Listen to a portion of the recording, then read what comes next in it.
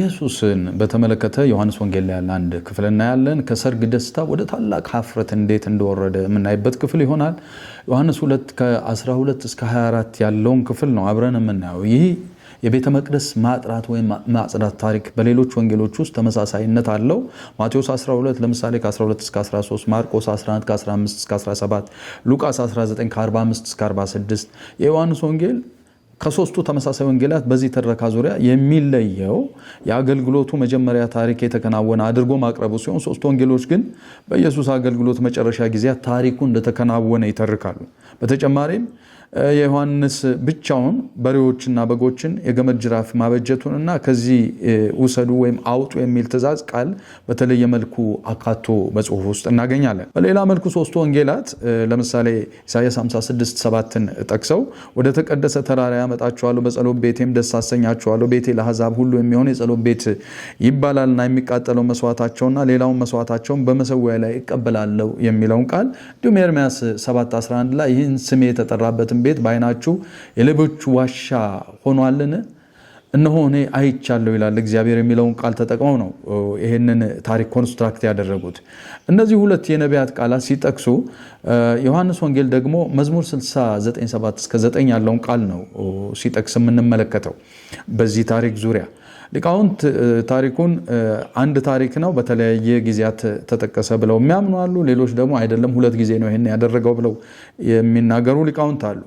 የዮሐንስ ወንጌል 3 የፋሲካ በዓላትን ያያል። 2:13፣ 6:4፣ 11:55 ላይ ይጠቅሳል። ይህም ብዙውን ጊዜ የኢየሱስን የ3 ዓመት አገልግሎት ቆይታ ለመለካት መሰረት ነው። ለዚህ በዓል የሚመጡ አይሁዶች ዲያስፖራል ማለትም ለመስዋዕት የተፈቀዱ እንስሳት ስለሚያስፈልጋቸው በዚህ ወቅት በቤተ መቅደሱ ውጫዊ ወይም አሕዛብ የሚቆሙበት ስፍራ ላይ ከፍተኛ ንግድ ይደረግበት ነበረ።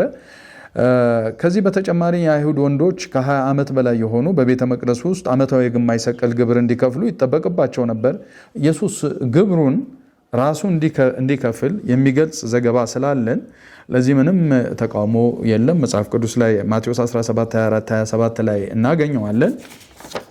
ከዚህ ተነስተን እንግዲህ የገንዘብ ለዋጮች መኖር ሁሉንም አይነት ልገሳዎች በልዩ ገንዘብ ወይም ስፔሻል ከረንሲ እንዲደረጉ በሚሽና በነሱ ሕግ ላይ ተደንግጓል። ይህ ደንብ በውጭ ገንዘቦች ላይ ያለውን የአረማውያን ምስሎች ለማስወገድ ሳይሆን ይህንን የሚያደርጉት ወደ ግምጃ ቤቱ የሚገባው የገንዘብ ጥራትና ንጽህናን ለማረጋገጥ ተመሳሳይ አይነት ገንዘብ ለማድረግ አስበውም ነው። የኢየሱስ ቁጣ በዚህ ቦታ ላይ ከጅምላ ስግብግብነት ወይም ከንግዱ ጉዳይ ሳይሆን እነዚህ ግብይቶች በቤተ መቅደስ በተለይ በአሕዛብ መቆሚያ ስፍራ ውስጥ እየተከናወኑ ከመሆናቸው እውነት አኳያ ነው። ቅድም ያየናቸው የኢሳይያስና የኤርምያስን ክፍሎች ማየት ይቻላል። እነዚህ ከዚህ ውጡ፣ የአባቴን ቤት ወደ ገበያ ስፍራ እንዴት ትለውጣላችሁ ይላል 2:16 ላይ የሚል ነው። ቤተ መቅደሱን ወደ ታሰበለት አገልግሎት ለመመለስ የተሰጠ ትንቢታዊ ትእዛዝ ነው። ወደ አምልኮ፣ ጸሎት፣ ትምህርትና አምልኮታዊ የመስዋዕት ቦታነት መቀየር ነው ኢየሱስ ዋና ዓላማው። በዚህ ትረካ ውስጥ ሁለት የግሪክ ቤተ መቅደስን በተመለከተ ቃላት አሉ። የመጀመሪያው ምናልባትም ኢሮን የምንለው ቃል ነው። ይሄ የቤተ መቅደሱን ግቢ፣ ህንፃዎቹን፣ የአደባባዩን መልክዓ ምድራዊ ስፍራዎችን የሚያመለክት ነው። ቁጥር 14 እና 15 ላይ ይህን ቃል ጸሐፊው ወይም ተራኪው ሲጠቀምበት እናያለን። ሌላው ናኦስ የሚለውን ቃል ነው። በዋናነት የሚጠቀመው የእግዚአብሔርን መኖሪያ ቦታ ለማመልከት ነው። የትርጉም ያለው የሚሆነው ኢየሱስ ስለራሱ አካል ከቁጥር 19 እስከ 21 የተጠቀመበት ቃል ነው። በመጀመሪያው ክፍለ ዘመን በሜዲትራኒያን ዓለም እንደ ቤተ መቅደስና ቤተ መንግስት ያሉ ቃላት የአንድ ስፍራ መጠሪያዎች ወይም መታወቂያዎች ብቻ አልነበሩም። እነዚህ ስፍራዎች እንደ አንድ የማህበራዊና ሞራላዊ የኩራትና የክብር ስፍራዎች ተደርገው ይቆጠሩ ነበር። በዚያን ዘመን እነዚህን ስፍራዎች መርገም፣ ማዋረድ ወይም መስደብ ማህበረሰቡን ወይም ካህናቱን፣ ነገስታቱን እንደማዋረድ ማለት ነው። ቤተ መቅደሱን በዚህ መልክ ማዋረድ፣ የንግድ ቤት ማድረግ እግዚአብሔር ራሱን እንደማዋረድ ነው የሚቆጠረው። በዚህ ጉዳይ ደቀ መዛሙርቱ ይህንን አስደንጋጭ ትዕይንት 2:17 ላይ ሲያዩ መዝሙር 69:9ን ያስታውሳሉ። ይህ የቤት ቅናት ይበላኛል የሚለው ቃል ነው። አቤቱ የሰራዊት አምላክ ሆይ፣ ቃሉ እንዲህ ይነበባል። አቤቱ የሰራዊት አምላክ ሆይ፣ ተስፋ የሚያደርጉ በእኔ አይፈሩ፣ የእስራኤል አምላክ ሆይ፣ የሚሹ በእኔ አይኖሩ። ስላንተ ስድብን ታግሻለሁና እፍረትን ፊቴን ትሸፍናለችና ለወንድሞቼ እንደሌላ ለእናቴ ልጆችም እንደ እንግዳ ሆንኩባቸው፣ የቤት ቅናት በልታኛለችና የሚሰድቡም ስድብ በእኔ ላይ ወድቋልና ይላል ጌታ። በዚህ ቦታ ላይ መሲያኒክ መዝሙር ከምንላቸው ውስጥ ነው መዝሙር 69። ስለዚህ መዝሙር 69:9 አጠቃቀም ኢየሱስ በድርጊቱ በሰዎችና በእግዚአብሔር ትክክለኛ ግንኙነት ንጹህ ቤተ መቅደስ ለሰዎችና ለእግዚአብሔር ትክክለኛ ግንኙነት ንጹህ ቤተ መቅደስ አስፈላጊ መሆኑን ይገልጻል። በዚህ ስፍራ ባከናወነውና ባደረገው ነገር ለወንድሞቹ፣ ለእናቱ ልጆች፣ ለደቀ መዛሙርቱ እና ለአይሁድ ሁሉ ኀፍረት ሆኖ ነበረ። ከቤተ መቅደስ በሙሉ የኀፍረት ፊት ነበረ የዛን ዕለት ለቆ የወጣው ጌታ። ተራኪው ይህንን ነገር ነው የሚነግረን።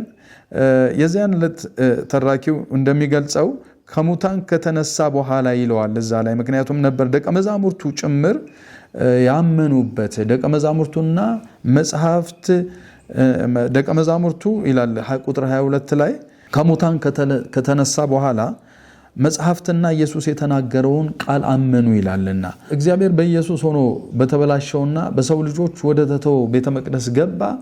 ይህ ቤተ መቅደስ እርኩስ ነበርና እናም የቤቱን ውርደት ተቀበለ።